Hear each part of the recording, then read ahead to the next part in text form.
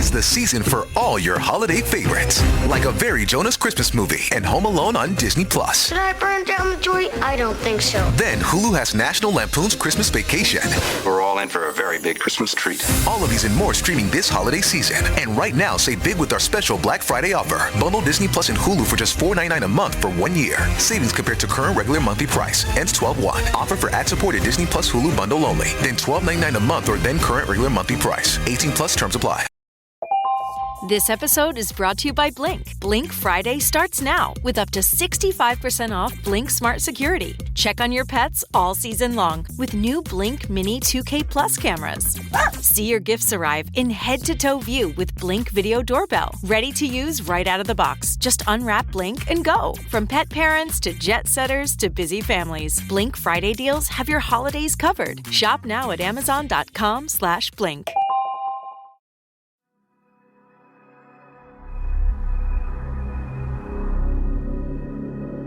Antes de João Cunha cair morto sobre uma árvore, antes de policiais aparecerem, antes de laudos e suspeitas, antes até da palavra veneno ser sussurrada na boca de um delegado, havia uma mulher. Uma mulher que se dizia capaz de tudo.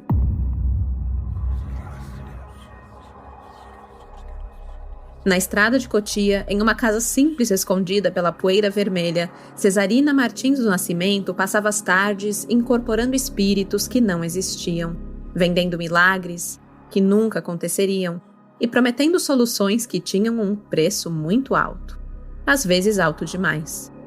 Alguns a chamavam de mãe de santo, outros de feiticeira, outros ainda de golpista. Mas entre aqueles que conviviam com ela, entre seus cúmplices, seus amantes, seus fiéis mais frágeis, o nome de Cesarina provocava um tipo muito particular de silêncio. Era medo. Porque quem conhecia Cesarina de verdade sabia, quando ela prometia que alguém iria morrer, a morte costumava seguir. Este não é apenas o caso de um homem morto. É a história de uma mulher que dizia conversar com espíritos e foi colocada no centro de uma teia de manipulação. Uma mulher que não temia a morte, nem mesmo a causar. Esta é a história de Cesarina Martins do Nascimento, a falsa feiticeira e envenenadora de Cotia. Alô, olá, alô, vai tudo bem? Bem-vindos ao Café com Crime, o podcast onde você pode ser o aficionado por crimes reais que você é, sem julgamentos. Eu sou a Esté Zorubi, ou Dona Café, como preferir, e hoje eu vou contar um caso de café envenenado. É isso, gente, oficialmente um caso de café com crime. E o café é forte. É o caso de um suposto suicídio em São Paulo, que é reaberto depois que uma denúncia, feita meses depois, revela o envolvimento de uma mulher nesta morte. Durante essa investigação, nada e ninguém é o que parece. A história tem mais perguntas do que respostas, segredos e versões conflitantes, e no meio disso tudo, uma figura enigmática de uma mulher, cujas promessas, crenças e manipulações mudariam o rumo da investigação e da vida de todos ao seu redor. Esse caso ele não foi sugerido por ninguém. Aliás, ele é pouco conhecido e foi difícil de encontrar fontes para contar essa história, mas a nossa digníssima pesquisadora Ana Paula conseguiu. Eu esbarrei com esse caso quando eu estava fazendo a pesquisa para uma outra história aqui do podcast e eu vi uma pequena nota num jornal sobre o caso de Cesarina. E o que eu li ali, em 3 curtas frases, explodiu a minha mente e eu simplesmente quis saber mais. E agora eu trago esse mais aqui pra vocês. Antes de ir pra história, não deixe de seguir a gente aí na plataforma onde você tá ouvindo. Ative as notificações pra não perder nenhum episódio novo. E se puder, deixe a sua avaliação também. Parece pouco, mas pra Dona Café aqui e toda a nossa equipe, isso é tudo. E se você gosta muito dos nossos episódios aqui do Café com Crime, dos casos brasileiros de True Crime, saiba que você pode escutar ainda mais episódios. Todo mês eu lanço um episódio exclusivo para os apoiadores do podcast. Para ter acesso, basta apoiar pela Apoia-se ou Orelo. Eu vou deixar o link das nossas campanhas de apoio na descrição deste episódio. Ao apoiar, você já ganha acesso imediato aos mais de 40 episódios exclusivos para apoiadores, além também de entrar para o nosso grupo de crimezeiros no WhatsApp. Super obrigada a todos os apoiadores. De verdade, vocês fazem esse podcast existir. Agora eu quero falar com você, que gosta muito do Café com Crime ou conhece alguém que é super, super fã. Cara, chegou o momento de pensar nos presentinhos de Natal. Eu sou daquelas que um mês antes já tô pensando no que comprar pro pessoal. E eu só queria lembrar vocês da nossa lojinha do podcast. A gente tem canecas do Café com Crime disponíveis, camisetas e até bolsas. É só acessar o site umapenca.com/café com crime para você poder ver lá os nossos produtinhos, o que a gente tem disponível e poder presentear aí um crimiseiro que vai ficar feliz da vida de tomar um café na nossa caneca do Café com Crime. Eu vou deixar o link na descrição do episódio, é só acessar e dar uma olhadinha lá no que a gente tem. Último aviso antes de começar essa história, vamos lembrar que esse podcast faz uso de efeitos sonoros, então se puder, escute de fones de ouvido. E a gente vai tratar de assuntos aqui como assassinato e violência doméstica, então ouça a seu critério. E com isso, bora começar do começo?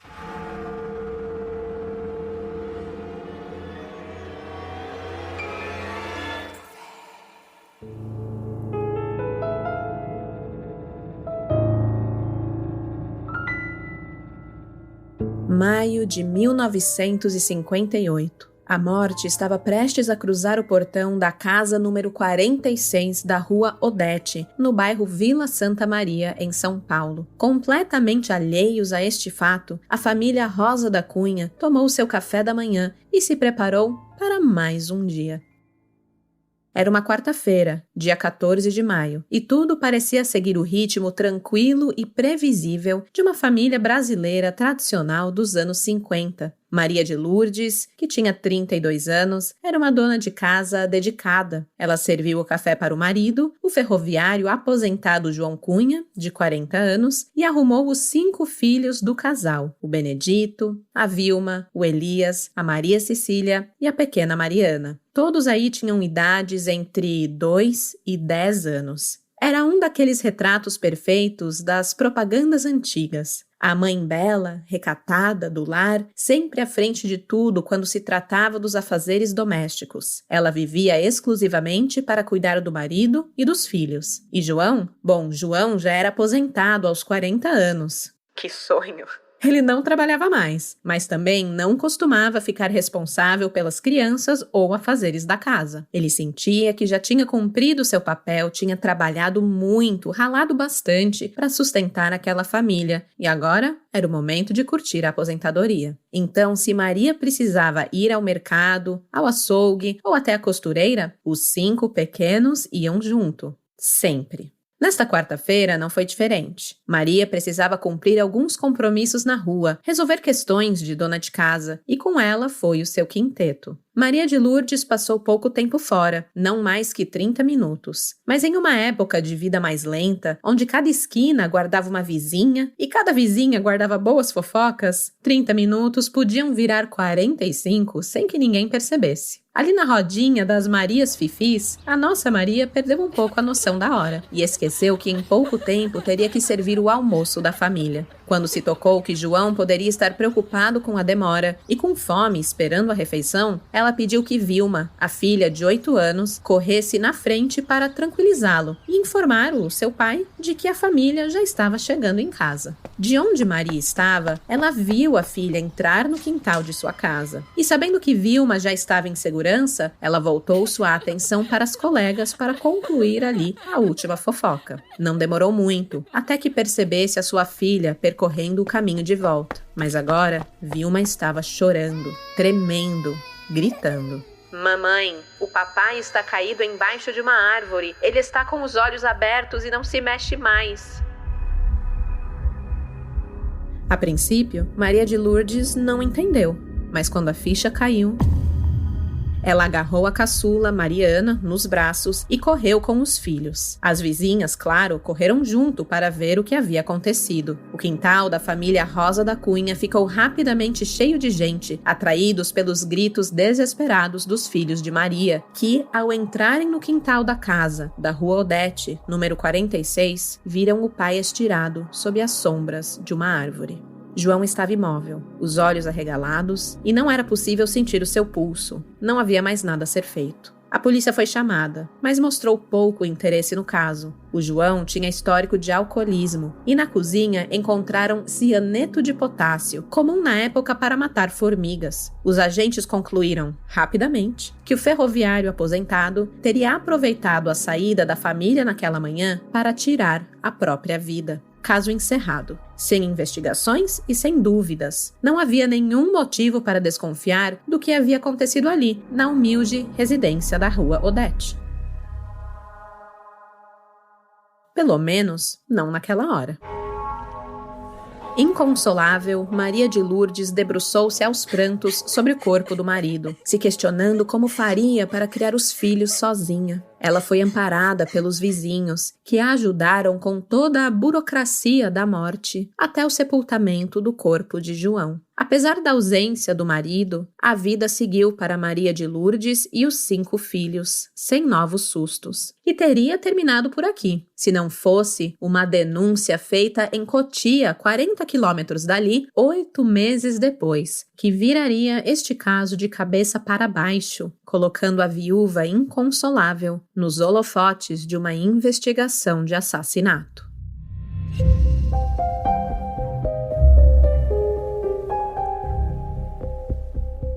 Maria de Lourdes conheceu João ainda na adolescência e o casamento aconteceu muito cedo, quando a jovem tinha apenas 18 anos. O primeiro filho, Benedito, nasceu 4 anos depois. Ele foi seguido por outras 4 crianças, que vieram ao mundo em um intervalo de apenas 2 anos entre as gestações. A sobrecarga, como você pode imaginar, era imensa. Enquanto João saía para trabalhar na empresa Estrada de Ferro Sorocabana, uma companhia ferroviária que operava no estado de São Paulo, a Maria de Lourdes ficava responsável pelos cuidados com a casa e com os 5 filhos, e o tempo para si foi ficando cada vez mais escasso. A carga doméstica era enorme, e João trabalhava também cada vez mais para prover para a família. Grandes responsabilidades que talvez eles, aos 20 e poucos anos, não tiveram muita maturidade para lidar. Foi aí que entrou um grande vício na vida de João, o álcool. Depois de certo tempo de matrimônio e anos intensos como ferroviário, João passou a chegar em casa alcoolizado com frequência. A consequência disso era óbvia: as brigas matrimoniais. Elas começaram tímidas, mas foram se tornando uma rotina dura para a família. Como se não bastasse, a aposentadoria veio cedo para João. Aos 40 anos, ele se viu em casa e sem a obrigação de trabalhar para sustentar a família. Para Maria, essa aposentadoria precoce foi o empurrãozinho que ela precisava para chegar à exaustão total. Ela, que tinha que lidar com as 5 crianças e todos os afazeres domésticos, passou a ter que cuidar do marido em tempo integral também, o que a deixava ainda mais exausta, física e emocionalmente. A partir daí, as discussões, aquelas brigas tímidas, evoluíram. E João, que foi se afundando cada vez mais no alcoolismo, passou a agredir fisicamente a esposa. As surras eram tremendas. E quando exagerava na cachaça,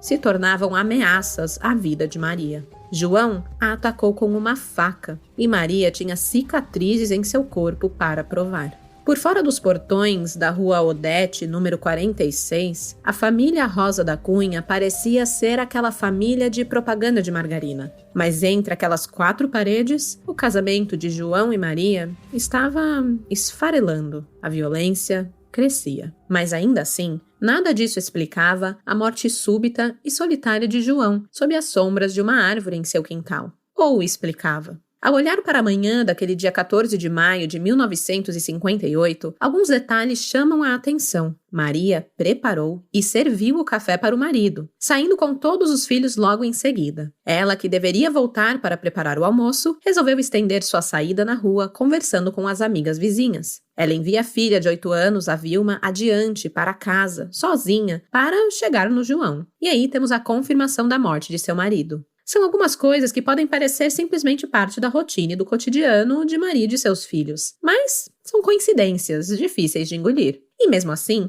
a polícia encerrou o caso rapidamente. foi uma certa negligência, né? Principalmente depois de encontrarem cianeto na cozinha. Mas é verdade que existia sim um histórico de alcoolismo por parte de João. Era uma narrativa até que conveniente. E com essa falta de investigação mais profunda, Maria passou os próximos 8 meses sendo consolada como uma jovem viúva de 32 anos. O caso foi literalmente arquivado. E você deve estar pensando, ok, Esther, lá vamos nós com mais uma história de mulher se defendendo de marido abusivo. Outra Elise Matsunaga, mais uma esquartejadora da Casa Verde. É aquela frase, né? Antes Elise do que Elisa, não é mesmo? Tenho visto muito essa frase aparecer aí nas redes sociais nesses últimos tempos. E eu sei que panos rosas estão prontos para serem passados. Mas essa história não é tão simples assim. Essa história não é apenas sobre os absurdos que ocorrem em lares violentos e como violência gera mais violência. Ela é sobre o que acontece quando uma vítima de violência doméstica, em seu momento mais vulnerável, busca ajuda, como deve fazer, mas encontra consolo no lugar errado e na pessoa errada. Maria de Lourdes Rosa da Cunha buscou ajuda em Cotia, na casa de uma feiticeira que prometeu arrumar tudo o que havia de errado em seu casamento. Hi, I'm here to pick up my son Milo. There's no Milo here. Who picked up my son from school? Streaming only on Peacock. I'm gonna need the name of everyone that could have a connection. You don't understand. It was just the 5 of us. So this was all planned. What are you gonna do? I will do whatever it takes to get my son back. I honestly didn't see this coming. These nice people killing each other. All Her Fault, a new series streaming now only on Peacock. Say hello to the all-new Alexa Plus and see how Alexa can do so much more for you. Need tickets to see your favorite artist? Craving your comfort restaurant? Just sit back, relax, and talk naturally. Alexa's on it. It learns your style, anticipates what's next, and makes it happen across Echo, Fire TV, and more. Learn more at amazon.com/new Alexa.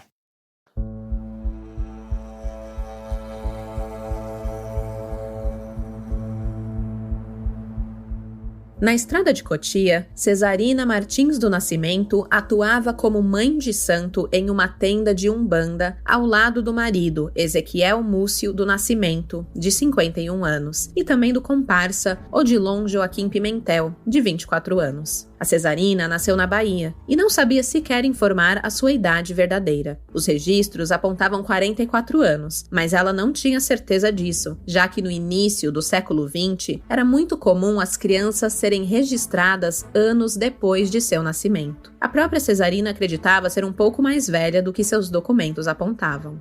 Ela frequentou terreiros desde a infância e, imersa na religião, costumava prestar atenção em toda a dinâmica das giras, até alcançar a maioridade e perceber que ela, na verdade, era capaz de fingir incorporações, habilidade que lhe permitia enganar as pessoas. Cesarina costumava contar, sempre rindo da situação, que ela nunca acreditou em nada do que via, mas que encontrou ali uma oportunidade de ganhar dinheiro fácil. Ela trabalhou em várias tendas ao longo da vida, até que em 1953 começou o seu próprio negócio na tenda São Judas Tadeu, na estrada de Cotia. E ela tinha tudo muito organizado, viu? Uma administradora de primeira. Tudo era anotado em um livro de atas, onde registrava também as contribuições dos frequentadores para manter os trabalhos, dinheiro que ela usava para sustentar o seu negócio, a si e aos seus comparsas. Praticar caridade, que é o fundamento da religião?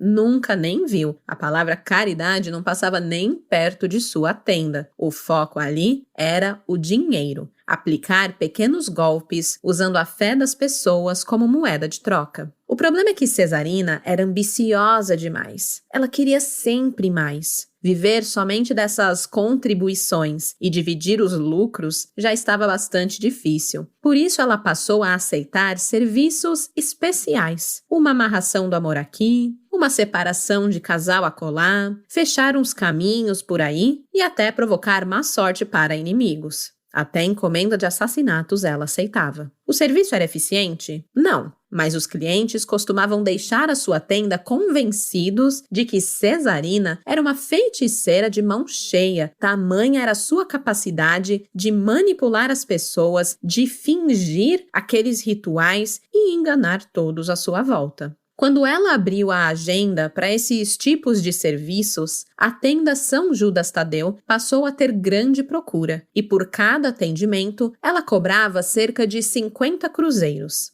O movimento ajudou nas finanças e elevou a sua qualidade de vida, mas ela queria ainda mais. E ela ouviu ali, nas lamúrias de clientes como Maria de Lourdes, a oportunidade perfeita para aumentar ainda mais o faturamento. Não ter o dinheiro para pagar à vista não era uma questão. A Cesarina fazia crediário e nem forçava ninguém a assinar notas promissórias. A sua fama era o suficiente para que todos os clientes honrassem com todos os pagamentos. Enfim, Cesarina, o marido Ezequiel e o comparsa Odilon eram criminosos da pior espécie. Viveram enganando e extorquindo seus fiéis por meses, até que uma discordância qualquer entre Cesarina e Odilon colocou todo o esquema em xeque. O motivo da treta, na verdade, era o que menos importava. A questão é que a dona da tenda queria também ser a dona da razão, e a partir de então, ela passou a ameaçar o seu comparsa de morte. A intimidação era a forma que ela encontrava para manter o seu esquema sob controle. Odilon não era o primeiro a ser descartado por não mais ter serventia nenhuma para Cesarina. Para mantê-lo de bico calado, ela disse que mataria sua família envenenando a água do poço que consumiam. Odilon não foi o primeiro comparsa descartado, mas ele acabou sendo o último. Ele estava exausto das ameaças e decidiu ir pessoalmente à delegacia de homicídios no dia 7 de janeiro de 1959 para denunciar Cesarina por seus crimes. Diante dos investigadores, ele disse que decidiu acabar de uma vez com os negócios daquela mulher, porque gato escaldado tem medo de água fria. Ele sabia do que Cesarina era capaz e tinha medo das consequências daquela desavença. Entre os crimes que Odilon denunciou estava a morte do ferroviário João Rosa da Cunha. O homem encontrado morto debaixo de uma árvore 8 meses antes na Vila Santa Maria, na capital paulista, tinha sido vítima de Cesarina. Uma morte que havia sido encomendada por Maria de Lourdes, sua inconsolável viúva.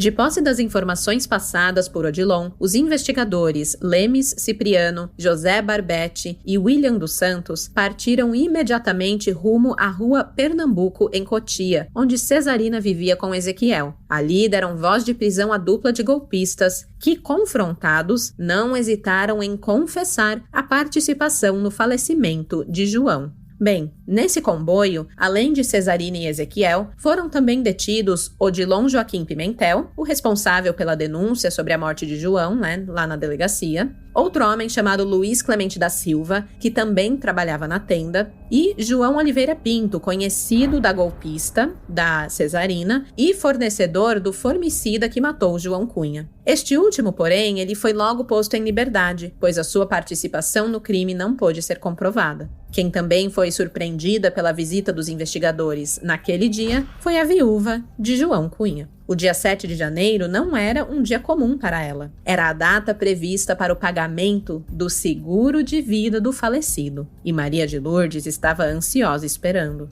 Depois que o marido morreu, o figurino de mulher sofrida não foi sustentado por muito tempo. Poucos dias após o falecimento, os 5 filhos foram internados em um colégio em Sorocaba, município do interior paulista, localizado a pouco mais de 100 quilômetros da capital. A Maria passou a viver com uma pensão de 5.000 cruzeiros cruzeiros, valor suficiente para levar a vida em paz, sem que nada lhe faltasse. Os valores que Maria receberia desse seguro de vida variam de jornal para jornal. Enquanto uns noticiaram que o valor a ser recebido seria de 60 mil cruzeiros, outros estampavam um montante de 100 mil cruzeiros. Mas a essa altura do campeonato, o mais importante é que, com a revelação de Odilon, a polícia conseguiu sustar o pagamento desse seguro e a viúva ficou a ver navios. Do dinheiro que cairia na sua conta desse seguro, sabe-se que 20 mil cruzeiros seriam reservados e depositados numa conta em nome das crianças, um valor que só poderia ser sacado quando estas atingissem a maioridade. 9 mil seriam usados como primeira parcela devida a Cesarina pelo serviço contratado, e o restante seria parcelado mensalmente até completar o total de 60 mil cruzeiros. Caso isso não ocorresse, Maria de Lourdes e as crianças seriam igualmente assassinadas pela charlatã. E,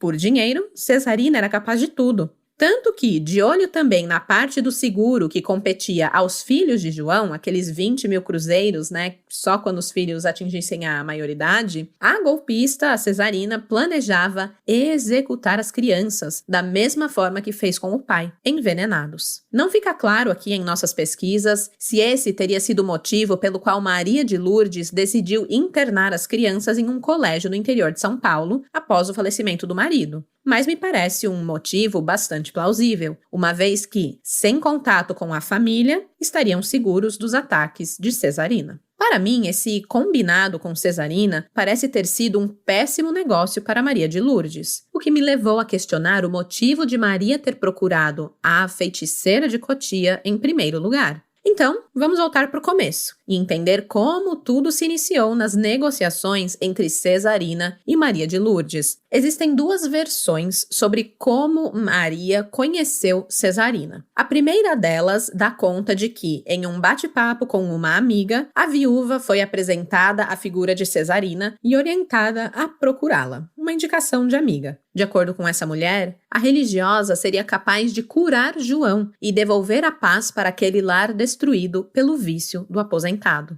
Então o ponto aqui é que elas acreditavam que Cesarina poderia tirar João do alcoolismo. A outra versão, que foi apresentada por Maria em entrevista ao jornal Diário da Noite, é de que o próprio João a teria levado à tenda de Cesarina porque teria tomado consciência dos danos que o vício trazia à sua vida e ele queria parar de beber. Então eles foram lá, marido e mulher, para resolver essa questão matrimonial. Quer dizer, era uma questão de João que estava acabando com o casamento dele, Mas ele acreditava que as poções que a Cesarina preparava poderiam ser ali a sua última esperança de voltar a ter uma vida regular e salvar o seu casamento. De qualquer forma, sabemos que o primeiro contato entre Maria e Cesarina veio em fevereiro de 1958. A Maria de Lourdes passou a frequentar a tenda na esperança de que a Cesarina, que se apresentava como a solução para todas as suas mazelas, pudesse realmente ajudá-la. Maria disse que dar fim à vida de João não era um desejo dela, e que a iniciativa partiu de Cesarina depois de ouvir toda a história de sua vida e tomar conhecimento das agressões que sofria. Lembrando que em momento nenhum Maria mentiu sobre isso. Ela realmente tinha cicatrizes em seu corpo para provar tudo o que ela sofria. As facadas, os cortes, as surras que ela levava estavam presentes em seu corpo, coisa que a polícia, na verdade, verificou e confirmou. Fato é que Cesarina acabou virando meio que a terapeuta ali da Maria, porque ela estava disponível para os seus desabafos. E isso fez com que a golpista ganhasse a confiança da Maria. E aí, a ideia do homicídio surgiu após a revelação, claro, da existência de um seguro de vida. O seguro não era de um valor exorbitante e nem capaz de mudar a vida de ninguém. Mas levando em conta que o salário mínimo da época era de 3.800 cruzeiros, qualquer quantia entre 60 e 100 mil cruzeiros poderia proporcionar o básico para uma família de baixa renda por pouco mais de 2 anos. Cesarina, sabendo desses valores, pensou: opa, é aqui que eu vou me dar bem. E aí ela passou a trabalhar na mente de Maria. Com a morte de João, ela se livraria das surras e da sobrecarga diária. Além do mais, as crianças não seriam obrigadas a presenciar o pai violentando a própria mãe depois de um dia inteiro de bebedeira. A pensão de 5.000 garantiria o sustento da família, e o valor do seguro, tirando o dinheiro das crianças, seria integralmente repassado a Cesarina para que ela pudesse resolver essa questão. Ou seja, Cesarina não faria nenhum trabalho, nenhuma poção para livrar João do vício. Ela daria fim à sua vida com a ajuda de Maria e a livraria daquele homem para sempre. Até porque mortos não recaem, não é mesmo? Cesarina disse que já havia cuidado de vários serviços semelhantes e garantiu que ninguém desconfiaria de nada. De acordo com depoimentos de Cesarina, a Maria de Lourdes hesitou por um tempo, mas como as surras não cessaram, ela acabou concordando com o plano de Cesarina. A polícia aqui já enxergava Maria como uma mulher muito diferente daquela viúva que chorava sobre o corpo do marido meses antes. Mas faltava responder uma pergunta extremamente importante. O que Maria buscava na tenda de Cesarina? A cura para o seu casamento completamente quebrado ou a libertação dele?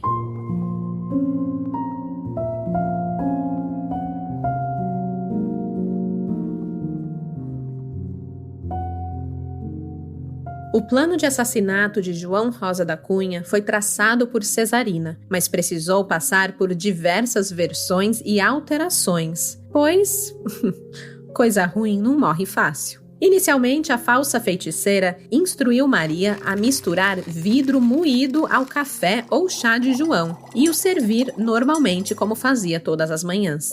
A substância foi fornecida por Cesarina para Maria. Vale ressaltar que, para a polícia, Maria contou que não sabia que estava servindo vidro moído ao marido. Ela pensava que o pozinho que misturava ao café era, na verdade, um remédio natural, uma poçãozinha da feiticeira para que João deixasse a bebida de lado. Ciente ou não, fato é que o pó era acrescentado ao café todas as manhãs, e apesar do ferroviário apresentar constantes episódios de mal-estar e enjoos, o cara era duro na queda e nada de mais grave aconteceu com ele. De acordo com Cesarina, depois de algum tempo nesse esquema, Maria retornou à sua tenda para informar que o plano havia falhado e que o pó de vidro moído não surtiu o efeito desejado. Cesarina pegou então o couro de uma cobra e disse que se a carcaça do animal fosse fervida junto com a água do café, uma substância tóxica seria eliminada em quantidade suficiente para matar o João envenenado.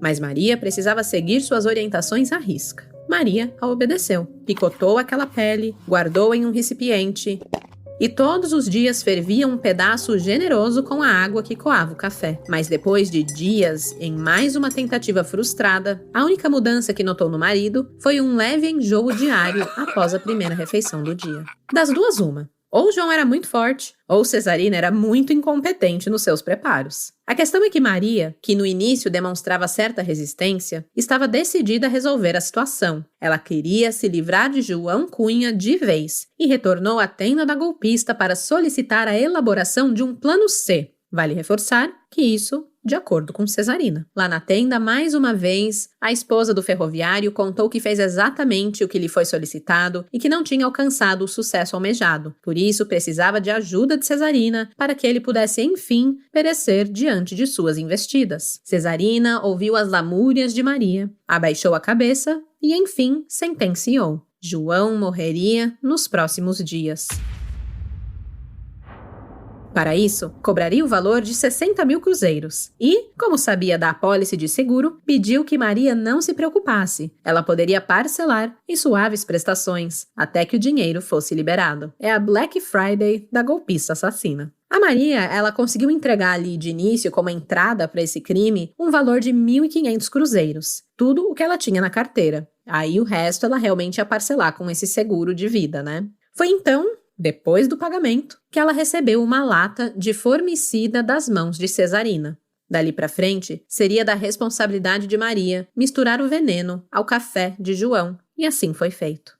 Aqui chegamos novamente à manhã do dia 14 de maio de 1958. Mas agora sabemos o que estava realmente dentro daquela xícara.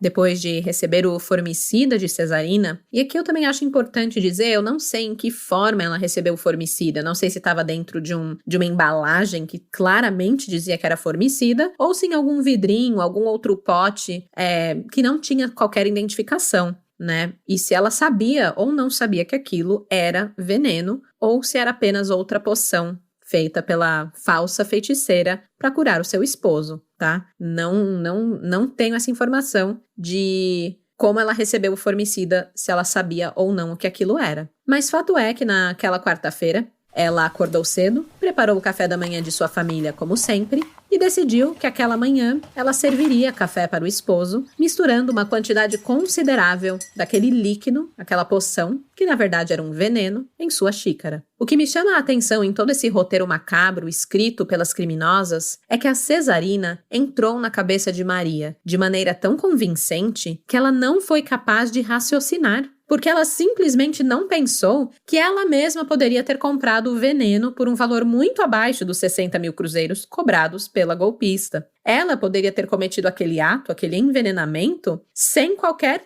apoio da Cesarina, né? Ela não precisava da ajuda da feiticeira. Então, se o seu intuito era realmente envenenar o marido, essa foi a forma mais cara que ela poderia ter escolhido para fazer isso. Enfim. Fato é que Maria de Lourdes alegou desde o início das investigações, da segunda investigação, né, após a denúncia de Odilon, que ela havia sido enganada por Cesarina. Por este motivo, apesar da viúva ter sido levada para a delegacia no dia 7 de janeiro, na mesma operação, né, que levou Cesarina à prisão, a justiça a liberou em seguida. Maria de Lourdes foi permitida a responder o processo pela morte de João em liberdade. Para a golpista da fé, as coisas não foram assim tão fáceis, já que, desesperado, o seu marido Ezequiel, que também foi preso junto com ela, começou a falar mais do que a boca na cadeia. E ele acabou revelando que a morte de João não teria sido a primeira planejada por Cesarina. Meet the computer you can talk to. With Copilot on Windows, working, creating, and collaborating is as easy as talking. Got writer's block? Share your screen with Copilot Vision to help spark inspiration, and use Copilot Voice to have a conversation and brainstorm ideas. Or maybe you need some tech help. With Copilot Vision, Copilot sees what you see. Let Copilot talk you through step-by-step guidance so you can master new apps, games, and skills faster. Try now at windows.com/Copilot.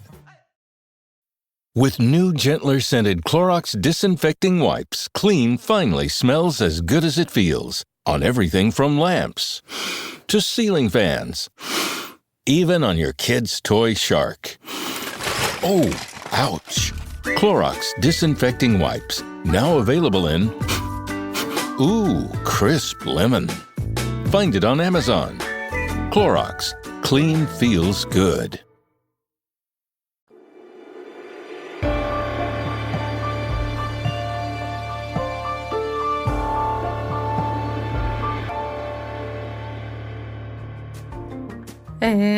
É tenso. Por isso vamos dar uma pausa, tomar um gole de café e investigar por um instante um mistério que assombra todas nós. Por que é tão difícil encontrar um top confortável, firme e que não deforma depois de 2 lavadas? Pois é, eu vivia indignada com isso, até que encontrei evidências fortíssimas de que o Perfect Top da Insider é a solução para esse caso. Ele tem tecido duplo, bojo removível, sustentação real e aquele conforto que faz você repensar todas as suas escolhas de moda da vida. Sério, não é possível ter vivido tanto tempo sem ter esse tanto de conforto e inteligência em uma peça no meu guarda-roupas. Se eu fosse você, aproveitava a Black Friday mais potente da história da Insider para garantir conforto e inteligência no seu dia a dia também. Durante todo o mês de novembro, o frete é grátis, tem brindes especiais, promoções novas todo dia e até 70% off, somando o meu cupom Café com Crime com os descontos do site. E o verdadeiro plot twist desse caso? O grupo oficial da Insider no WhatsApp. Lá rolam as flash promos, que são descontos ainda maiores por tempo super limitado e quem tá dentro do grupo recebe tudo antes de todo mundo. O link está na descrição deste episódio. Usa o cupom, segue a Insider Store e aproveita, porque as roupas da Insider duram muito, mas as promoções não. E com isso, posso voltar para o crime.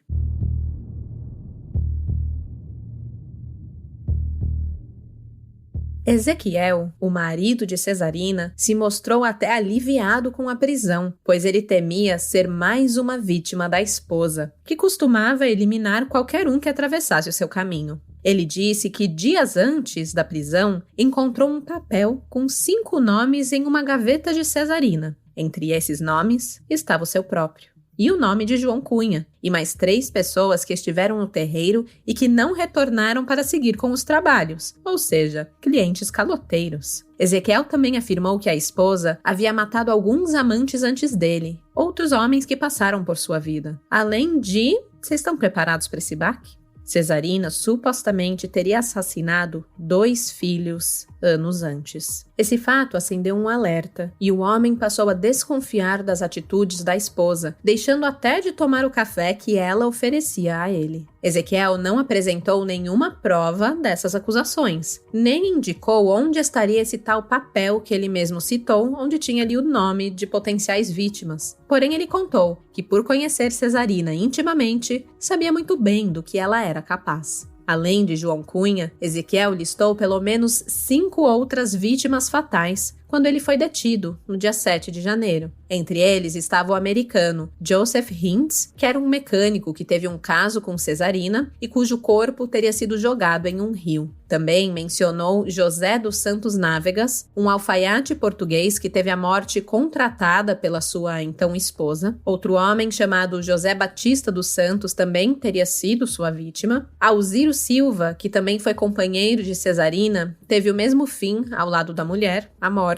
E por último, Maria Helena, de 6 anos, e Joãozinho, de 2 anos, ambos filhos de Cesarina. Todos teriam morrido após ingerir bebidas preparadas pela golpista da fé. E convenhamos, uma mulher que mata os próprios filhos é capaz de qualquer coisa no mundo, né? A questão é que Cesarina negava veementemente todos esses crimes, principalmente o assassinato das crianças. Só que as explicações que ela dava não convenciam os investigadores. Ela confirmou a morte de Joãozinho, o seu filho, sem conseguir dar detalhes de como se deu o falecimento. E também a de Maria Helena, responsabilidade que atribuiu ao pai dela, Francelino dos Santos, algo que ocorreu em 1925. Os corpos foram sepultados em local desconhecido e como o casal vivia como andarilho nessa época, o desaparecimento das crianças jamais foi questionado. Cesarina não precisou nem inventar desculpas. De acordo com ela, pouco depois desse ocorrido das mortes dos filhos, o casal se separou e Francelino seguiu a vida ao lado de uma enfermeira chamada Nair, conseguindo um emprego na força pública e estabelecendo-se em outra cidade. Odilon, que era o antigo comparsa de Cesarina e o denunciante do caso, ele garantiu em depoimento que ouviu da própria golpista que ela teria sido a responsável pela morte de Maria Helena. E, conhecendo a Cesarina como ele conhecia, ele acreditava que, além da filha, ela também teria matado Francelino, o pai das crianças. Para a polícia era preciso levantar todas as informações, mas sem Francelino, sem corpos, sem documentos, sem testemunhas que conviviam com o casal na época das mortes, não foi possível comprovar a participação de Cesarina nesses falecimentos, e ela jamais foi indiciada por esses crimes. Ficou o dito pelo não dito. Pois é, a condução das investigações pela Polícia Civil foi bastante confusa e não surtiu o efeito desejado, principalmente porque alguns mortos ressurgiram das cinzas poucos dias após terem seus nomes divulgados como vítimas fatais de Cesarina, como foi o caso do americano Joseph Hintz. A história que corria entre os comparsas de Cesarina sobre Joseph Hintz era de que o amante da feiticeira morreu depois de tomar uma das misturas preparadas por ela. O seu corpo havia sido jogado no Rio Pinheiros.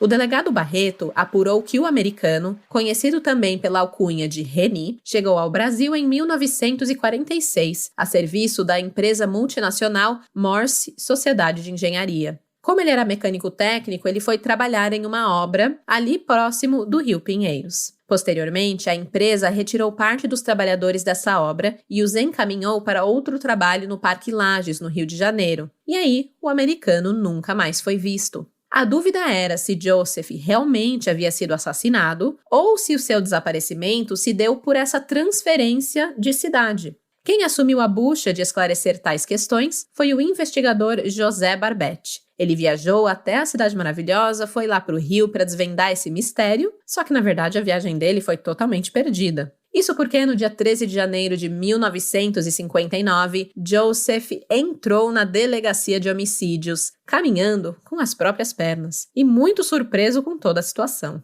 Mr. Joseph, como fez questão de frisar, chegou vestindo o uniforme da empresa. Declarou que não foi transferido com os colegas para o Rio de Janeiro, porque ele, na verdade, mudou de emprego e estava morando em Santo Amaro, um bairro da Zona Sul de São Paulo. A demora de uma semana para se apresentar às autoridades se deu devido ao excesso de trabalho. O Joseph contou que passava longos períodos fora de São Paulo a serviço e não tinha o costume de acompanhar as notícias. Portanto, ele só tomou conhecimento de que estava sendo procurado para esclarecer os fatos quando foi ao escritório e ouviu os comentários dos colegas sobre o seu assassinato. Imagina que situação! Você chega lá, tá tomando um cafezinho, o pessoal, estão falando aqui que você foi assassinado. Que história é essa, né? A princípio, Joseph nem acreditou no que ele estava ouvindo. Mesmo diante de um jornal, com sua foto e o seu nome e a notícia de sua morte, ele manteve a calma e só procurou a delegacia de homicídios por conselho de amigos e colegas. Mr. Joseph parecia achar, na verdade, aquela situação toda muito engraçada. Principalmente porque ele não sabia da ocupação de Cesarina como golpista da fé. Ele a conheceu em 1947 como cozinheira de um restaurante e depois de conviverem diariamente, iniciaram um relacionamento que logo evoluiu para o que os jornais da época chamavam de concubinato. Ou seja, eles foram morar juntos sem oficialmente se casar. Naquela época, Cesarina sequer falava de religião com o americano. Ele nem sabia da existência do seu filho Joãozinho ou de Maria Helena. A história que Cesarina costumava contar é de que tinha um filho advogado que foi criado por outras pessoas porque ela não teve condições de sustentá-lo. Ou seja, Cesarina mentindo aí desde sempre. A surpresa pela divulgação do nome de Joseph se deu porque, após a separação dele com Cesarina, ele nunca mais teve notícias dela. Nunca mais ouviu falar, não tinha nem ideia, Isso já faziam quase 10 anos que ele já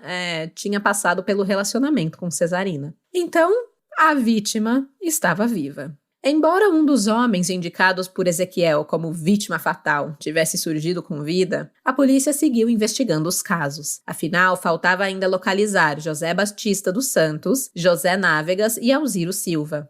Um pequeno spoiler, não há notícias sobre o paradeiro de José Batista dos Santos. A cobertura desse caso foi perdendo força com o passar dos dias e não foi divulgado se esta possível vítima foi encontrada com vida ou não. O pouco que se sabe sobre esse caso específico é que o José Batista, ele era um frequentador do terreiro e que de lá ele sumiu de repente, depois de ter a sua morte encomendada por um parente. E tudo que a investigação conseguiu foi encontrar uma fotografia sua e o seu documento de identidade na casa de Cesarina. É um pouquinho incriminador? Pode ser esquisito alguém ter o documento de identidade de uma pessoa que está sumida, Mas nada além disso foi encontrado e nada foi comprovado. A polícia enfrentava tentativas frustradas de tentar comprovar os crimes de Cesarina, mas não desistiu de buscar outras possíveis vítimas. O próximo alvo foi Alziro da Silva, um homem de 56 anos que também dividiu parte de sua vida com a assassina e que, de acordo com Ezequiel, foi morto por ela. A princípio, descobriram apenas que Alziro tinha passagem pela polícia por manipular documentos para enganar a justiça, e por este crime, ele pegou 3 meses de reclusão. Sem muito sucesso nas buscas, restou aos agentes buscar certidões de óbitos para tentar comprovar a sua morte, um trabalho manual e muito difícil, mas que obteve êxito. Os documentos diziam que Alziro havia falecido em 1956 e a causa da morte apontada na autópsia foi congestão pulmonar. O seu corpo foi encontrado em uma casa simples, onde ele vivia sozinho. Depois foi recolhido pelo Serviço de Verificação de Óbito, submetido à necrópsia e sepultado em seguida, sem que os legistas desconfiassem de nada. Aos policiais restou viver com a dúvida. Teria Alziro sido vítima de uma congestão pulmonar? Será que a congestão foi provocada? Será que foi um caso como o de João, que teve a conclusão muito rápida? Afinal, o nome de Alziro constava em um caderno apreendido com Cesarina, mas os investigadores não conseguiram provar que o falecimento se deu por envenenamento. E mais uma vez, Cesarina se livrou do indiciamento. As investigações continuaram e a polícia finalmente encontrou uma testemunha que pudesse falar sobre o caso de José dos Santos Návegas, também conhecido como Português da Lapa. Essa testemunha reforçou as informações passadas por Ezequiel sobre este assassinato. A testemunha, que não foi identificada, contou que a esposa do português, sabendo da fama de Cesarina, a teria procurado para encomendar a morte do marido pela bagatela de 12 mil cruzeiros. A golpista aceitou o trabalho e entregou um produto para que a mulher misturasse ao café do português, garantindo a ela que, em breve, estaria livre daquele homem. Como ela não retornou à tenda depois da encomenda, todos acreditavam que José Návegas tivesse realmente morrido diante do envenenamento. Mas a verdade é que depois que seu nome foi divulgado nos jornais como uma possível vítima, ele também apareceu na delegacia, Vivinho da Silva, para dar detalhes sobre o seu caso. Assim como Joseph Hinds, José ficou surpreso com a divulgação de seu nome, mas não tão surpreso quanto Cesarina. Quando ela o reviu tempos depois do possível envenenamento, ela disse: "O senhor ainda está vivo? Que sorte!"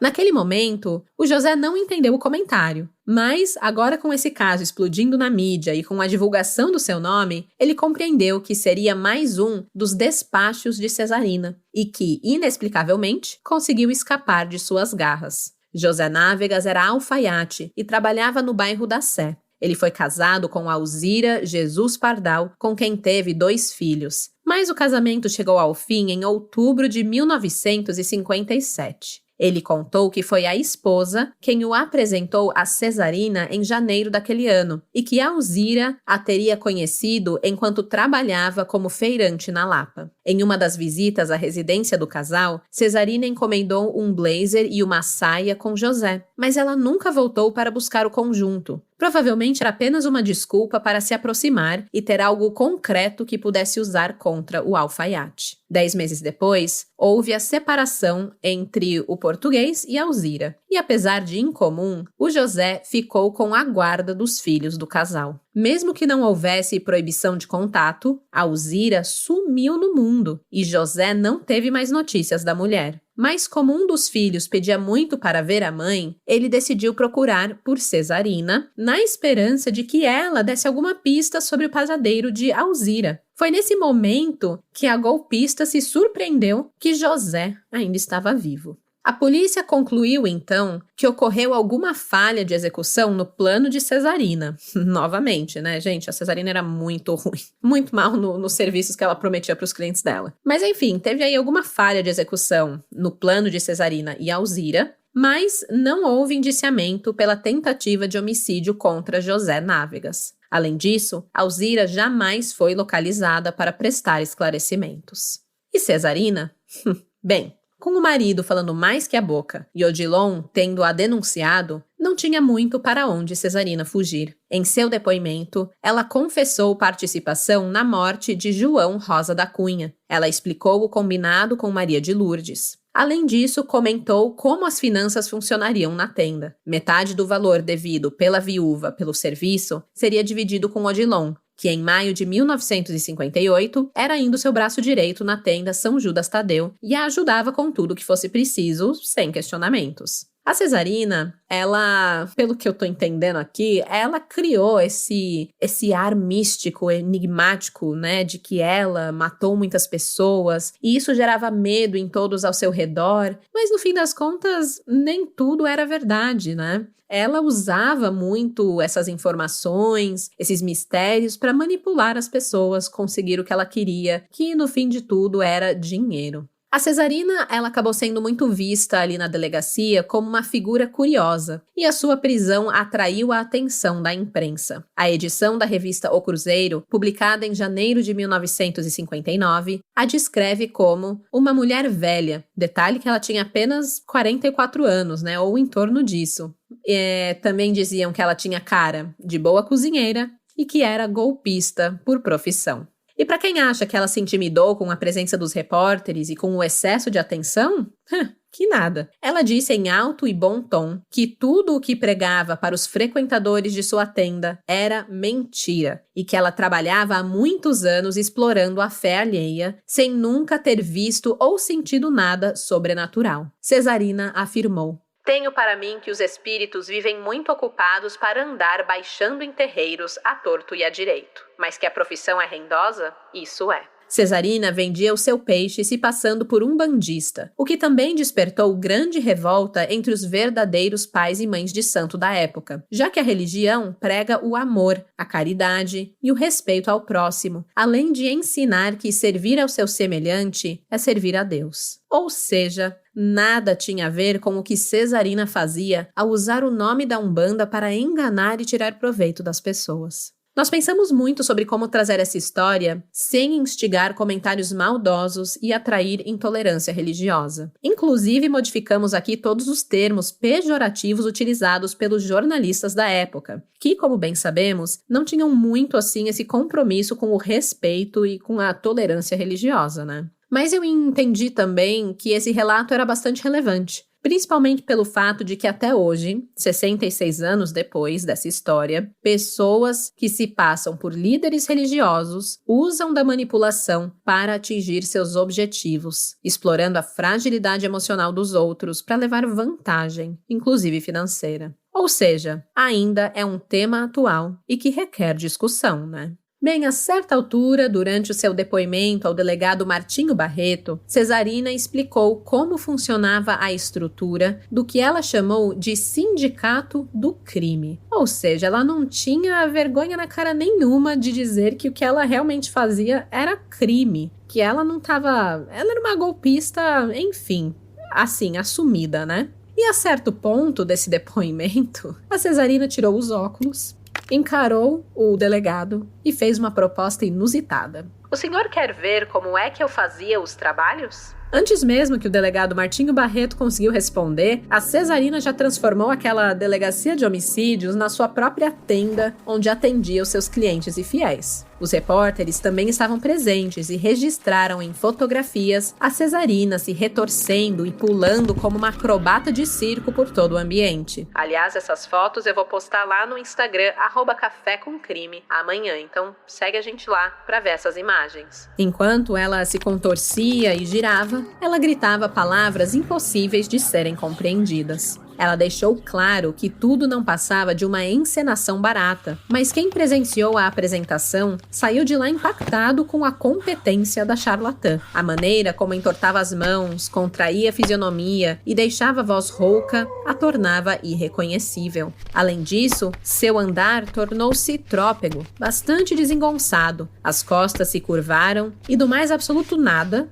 um ar bondoso tomou conta de sua expressão e ela voltou ao normal. Sua habilidade era impressionante. Por cerca de 30 minutos, fingiu incorporar uma infinidade de entidades e encerrou o espetáculo representando o espírito de uma criança, enquanto falava de maneira infantil e engatinhava pela sala do delegado. Surpreso com o que assistiu, o Dr. Martinho não se conteve e disse aos jornalistas que aquela era uma grande atriz. O problema é que, enquanto a polícia patinava nas investigações, não conseguiam encontrar evidências dos crimes de qual a Cesarina estava sendo acusada, o advogado de Cesarina não estava brincando em serviço. Sem provas materiais, a justiça acatou o pedido de habeas corpus feito pela defesa e Cesarina foi colocada em liberdade, assim como seu marido, Odilon e Luiz Clemente, no dia 16 de janeiro de 1959. A notícia caiu como uma bomba. Os investigadores ficaram inconformados e se sentiram traídos, porque era como se a justiça estivesse zombando do trabalho que eles estavam tentando desempenhar ali.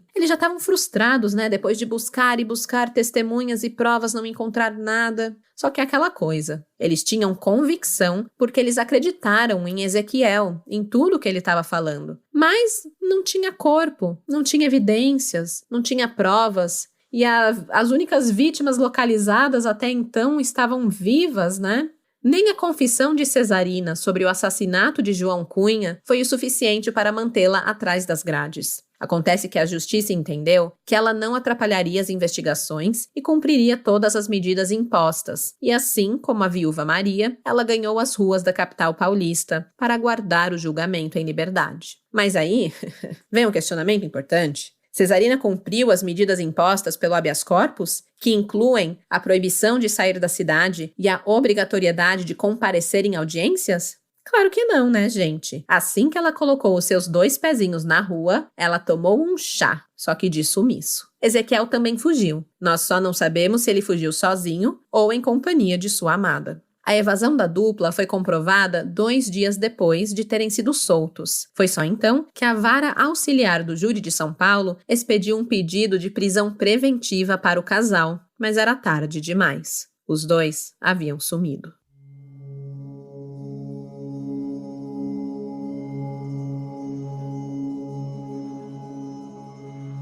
Rápida como um cometa, a história de Cesarina passou pelas páginas dos jornais paulistanos, aterrorizou a população e simplesmente sumiu. Certamente a própria polícia, mergulhada em sua incompetência em esclarecer os crimes e em localizar a Cesarina, deixou de alimentar os jornalistas com notícias sobre o caso. Durante 2 anos, nada de relevante foi publicado. Ninguém sabia se Cesarina estava viva ou morta, se havia sido recapturada ou não. A mulher foi simplesmente varrida dos noticiários. Até que no dia 16 de março de 1961, o Diário da Noite colocou um fim à falta de notícias e publicou a matéria que todos os que acompanharam o caso, da mesma maneira que nós acompanhamos este podcast, esperavam. Cesarina havia sido levada a julgamento ao lado de Maria de Lourdes pela morte do ferroviário João Rosa da Cunha. A golpista da fé não só havia sido recapturada sob circunstâncias desconhecidas, como também estava sentada no banco dos réus para responder pelo auxílio dado a Maria de Lourdes no assassinato. Os coaches de hoje diriam que Cesarina deu uma mentoria de como exterminar o marido sem deixar rastros. E ela conseguiu, né? Se não fosse a treta com o comparsa Odilon, nós não estaríamos contando a sua história aqui hoje. Cesarina, que já havia sido condenada pela opinião pública, estava em maus lençóis. A defesa de Maria de Lourdes explorou a narrativa de que a sua cliente deu o veneno para o marido, sem saber do que se tratava aquela mistura fornecida pela criminosa. A defesa de Maria de Lourdes insistiu na tese de que a viúva esteve na tenda de Cesarina apenas para buscar uma poção milagrosa capaz de curar o vício de João. Ela não queria matá-lo, queria apenas que cessassem as violências que, para ela, eram decorridas do vício de João no álcool. O júri acolheu a alegação de Maria de Lourdes, que, buscando a melhora do marido, teria servido a ele um chá com um remédio qualquer para a cura do alcoolismo, ignorando que, na verdade, estava lhe oferecendo formicida. E assim, Maria de Lourdes foi absolvida. A responsabilidade pela morte de João caiu totalmente sobre Cesarina. Para os jurados, ela receitou o veneno intencionalmente, visando apenas o retorno financeiro daquela operação, sem se importar em como a sua atitude respingaria na família do ferroviário. Por isso, Cesarina foi condenada a 14 anos de reclusão em regime fechado. No fim das contas, a história de Cesarina Martins do Nascimento não termina no tribunal, termina no vazio. Depois da condenação, ela desaparece das páginas dos jornais do mesmo jeito que viveu durante anos, silenciosa quando precisava e barulhenta quando queria. Não há registros de sua vida após cumprir a pena. Não há pistas do que aconteceu com ela, nem com Ezequiel, o marido que tanto temia ser envenenado por ela. Não há nenhum rastro, nenhuma evidência, nada mais. Para mim, o mais inquietante é que, apesar de todo esse espetáculo, de toda a comoção que envolveu a sua prisão e julgamento, Cesarina respondeu por um único assassinato, o de João Cunha. Na borda dessa história, permanecem suspeitas que nunca se transformaram em processos. Ficam as perguntas. O que aconteceu com Alziro Silva? E com José Batista dos Santos?